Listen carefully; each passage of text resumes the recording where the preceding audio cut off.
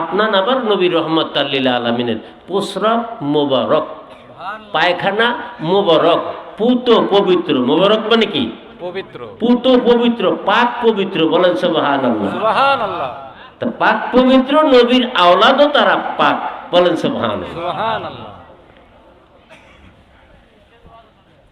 আমার নবী, আপনার নবী রহমতুল্লাহ লিল আলামিন। সৃষ্টি জগতে আল্লাহ পাক যত মাখলুক সৃষ্টি করেছেন, এর মধ্যে সর্বশ্রেষ্ঠ মাখলুক কি বলেন তো?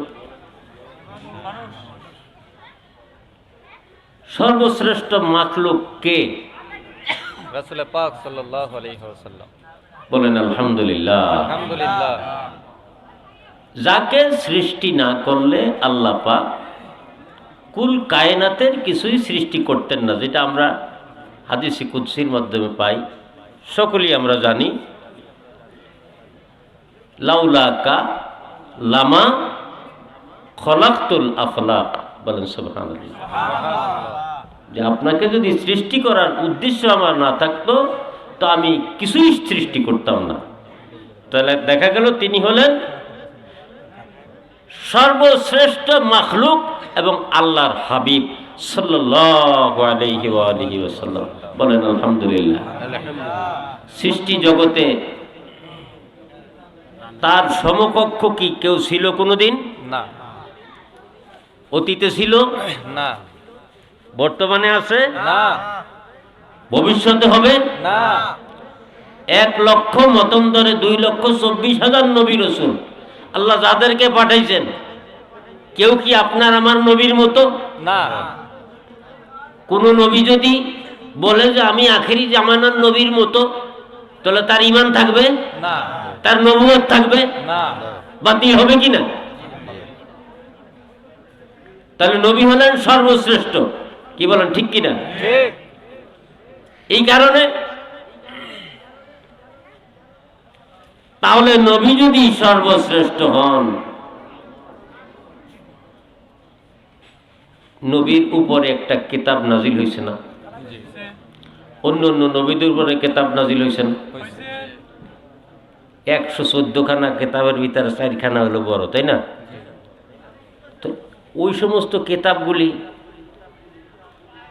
এগুলি কি আল্লাহর কালাম না? কালাম।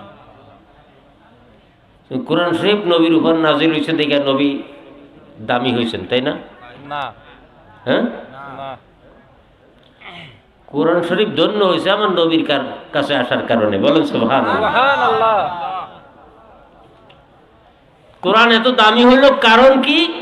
যেহেতু নবী সর্বশ্রেষ্ঠ, এই সর্বশ্রেষ্ঠ নবীর কাছে আসার কারণে কোরআনও সর্বশ্রেষ্ঠ।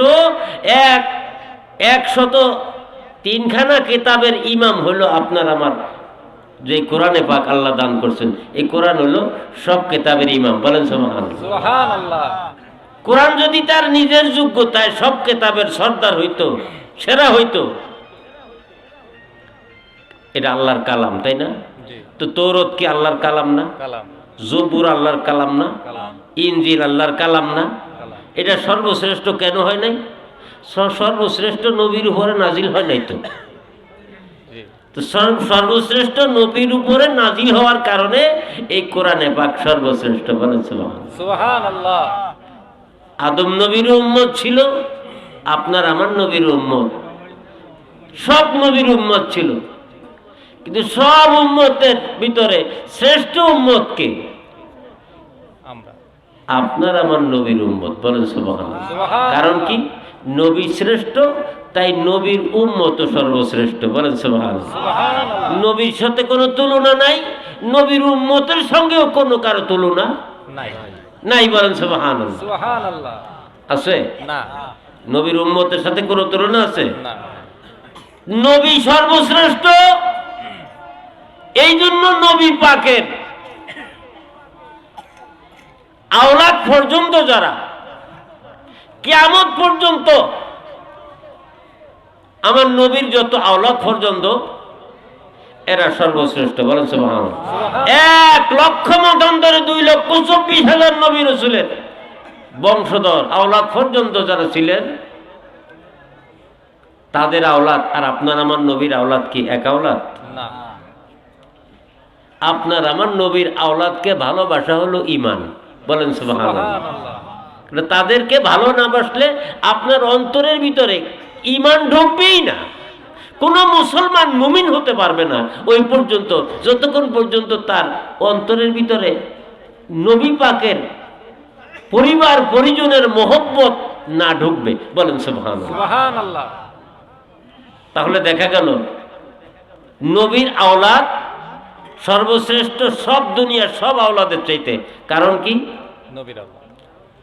আখিরি জামানার সর্বশ্রেষ্ঠ নবীর সর্বশ্রেষ্ঠ আওলাদ। বলেন সুবহানাল্লাহ। সুবহানাল্লাহ। শুধু আওলাদ না, এরা আওলাদে পাক। আওলাদ। এদেরকে আল্লাহ পাক পবিত্র করে পাঠাচ্ছেন। এরা ওযু করলেও পাক, না করলেও পাক। বলেন সুবহানাল্লাহ। সুবহানাল্লাহ। সাবান দিয়ে কাপড় পরিষ্কার করি, কাপড় পরিষ্কার করতেই না, কিন্তু সাবান পরিষ্কার করি কি দিয়া? কি কর? তো ওনারা এই যদি হয় অবস্থা, কারণ আপনার আমার নবী পাকের, আমরা যে সমস্ত জিনিস নাপাক মনে করি, যা শরীরে লাগলে গন্ধে থাকা যায় না, ধুইলে পরে অনেক সময় যায় না গন্ধ, তাই না? আর আপনার আবার নবী রহমতুল্লাহ লিল আলামিনের প্রস্রাব মোবারক, পায়খানা মোবারক, পুত পবিত্র। মোবারক মানে কি? পবিত্র। পুত পবিত্র, পাক পবিত্র। বলেন সুবহানাল্লাহ। সুবহানাল্লাহ। তা পাক পবিত্র নবীর আওলাদও তারা পাক। বলেন সুবহানাল্লাহ। সুবহানাল্লাহ। আমার নবী, আপনার নবী রহমতুল্লাহ লিল আলামিন যে ঘরের ভিতরে থাকতেন, রুমের মধ্যে থাকতেন, মসজিদের সাথে যে ইমাম সাহেবের একটা রুম থাকে, এটা কি বলেন আপনারা? হুজরা শরীফ। হুজরা বলেন না? ইমাম সাহেবের রুম হুজরা শরীফ হইল কেমনে? কয় মক্কা শরীফ, মদিনা শরীফ ছাড়া বাগদাদ শরীফ বলা যাবে না, আজমির শরীফ বলা যাবে না, উরুস শরীফ বলা যাবে না। এরা কয় কিন্তু ইমাম সাহেব যে মসজিদে আইয়া ঈশান নামাজ পড়া হইয়া যেটার ভিতরে থাকে, এটার আবার হুজরা শরীফ কয় কিনা? কয়। এই ইমাম সাহেব আপনারটা হুজরা শরীফ হয়, গাউসে পাকের বাগদাদ শরীফ, এটা শরীফ বলা যায় না। আবার নবী পাকের পায়খানা, এটাও শরীফ, প্রস্রাব শরীফ। বলেন না সুবহানাল্লাহ। নবী পাকের আওলাদ শরীফ, শরীফ খানদার। বলেন সুবহানাল্লাহ। তাহলে যেই হুজরার ভিতরে আমার নবী থাকতেন, হুজরা আর হুজরত, হুজরাত বহু বছর না, হুজরত, এই হুজরা সমূহ আমার দয়াল নবী বিবিগণ আমাদের আম্মাজানদেরকে নিয়ে নবী পাক যেই সমস্ত রুমগুলিতে থাকতেন, এই সব রুমগুলি সব মিলাইয়া নাম হইল হুজরা, হুজরত, হুজরা সমূহ। এই হুজরা সমূহ সব, এই হুজরতের নামে, হুজরার নামে আল্লাহ কোরআন শরীফে একটা সূরাই নাজিল করছে। বলুন সুবহানাল্লাহ। সূরাতুল হুজুরাত আছে না? জি আসেনি? আছে।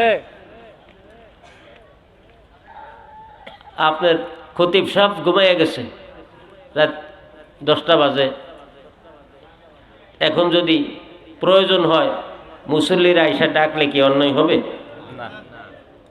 ঘরের বাহির থেকে ডাকতে পারে না, হুজুর হুজুর, প্রয়োজনে দরজা ভাঙ্গিয়া ফেলায় অনেক সময়। জি। হাই, দাওয়াত খেয়ে জনমের ঘুমাইছে, তাল থাকে না খাওয়ানোর টাইমে। কি কোন ঠিক না? জি। এটা কি গুণ হইব হুজুরে ডাকলে? মুসল্লির প্রয়োজন ডাকছি। আপনার আমার নবীর কি এইভাবে ডাকা যাবে? না। ইউনাদুনাকা মিন ওয়ারাইল হুজুরাতি আকসারুহুম লা ইয়াকিলুন। বলেন সুবহানাল্লাহ। সুবহানাল্লাহ। আল্লাহ বলেন আমার নবীকে হুজরা শরীফের বাহির থেকে আমার নবী পাক ইচ্ছা করে যতক্ষণ না বের হবে, কেউ যদি হুজরা শরীফের বাহির থেকে আমার নবীকে ডাকে, এদের ভিতরে অধিকাংশই ব্যাককল। কি ব্যাককল? ব্যাককল।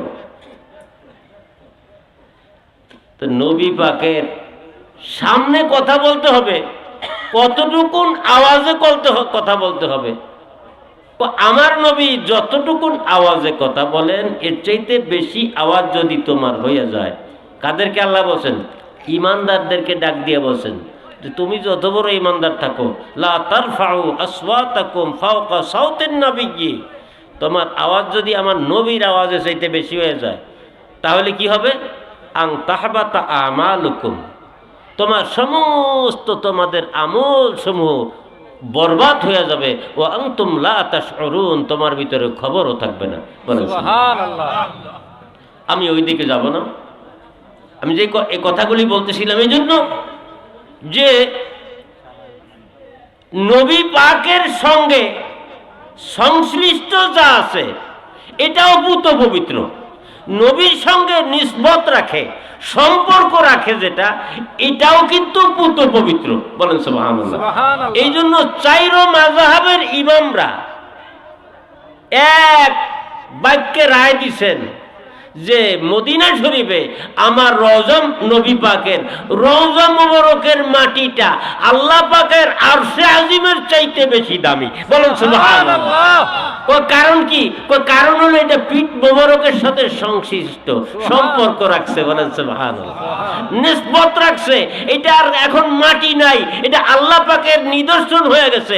এটারে সম্মান করা এখন ইমানদারের জন্য, তাকওয়াদারির জন্য ফরজ হয়ে গেছে। বলেন সুবহানাল্লাহ। ওমান ইউআযযিম শাআইরাল্লাহি মিন তাকওয়াল কুলুব। বলেন সুবহানাল্লাহ। সুবহানাল্লাহ। আল্লাহর শায়ের নিদর্শন সমূহকে যারা সম্মান করে, ইজ্জত করে, তাজিম করে, আল্লাহ পাক তাদেরকে অন্তরের মধ্যে কি বলেন? তাকওয়া দান করে দেয়। বলেন সুবহানাল্লাহ। সুবহানাল্লাহ।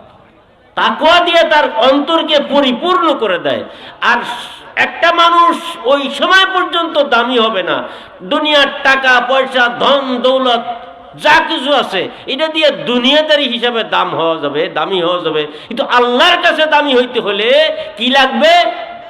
তাকওয়া, পরহেজগারি। বলেন সুবহানাল্লাহ। সুবহানাল্লাহ। এই জন্য আল্লাহ বলছেন ইন্না আকরামাকুম ইনদাল্লাহি আতকাকুম।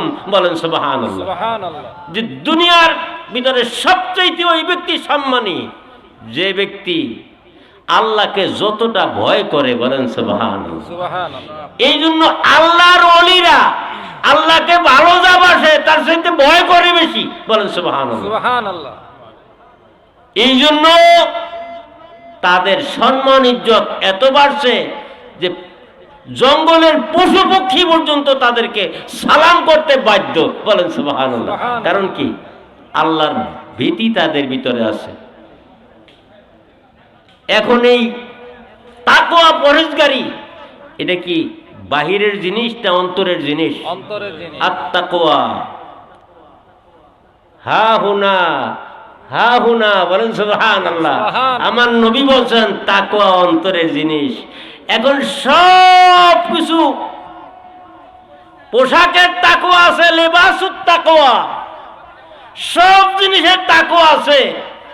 এই তাকওয়া দিয়ে আমি মানুষকে দেখানোর জন্য হইতে পারে, কিন্তু অন্তরের তাকওয়া যেটা, এই তাকওয়া আল্লাহকে দেখানোর জন্য। বলেন সুবহানাল্লাহ। সুবহানাল্লাহ।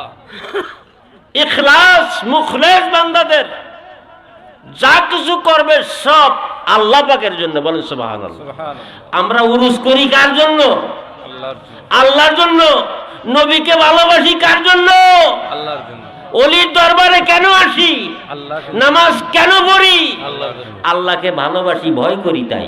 বলেন সুবহানাল্লাহ। সুবহানাল্লাহ। সাবধানী হও রে মুমিন, মুত্তাকি হও মনে, সাবধানী না হইলে তোমায় ধরিবে শয়তানে, ও ভাই মারিবে যে প্রাণে। বলেন সুবহানাল্লাহ।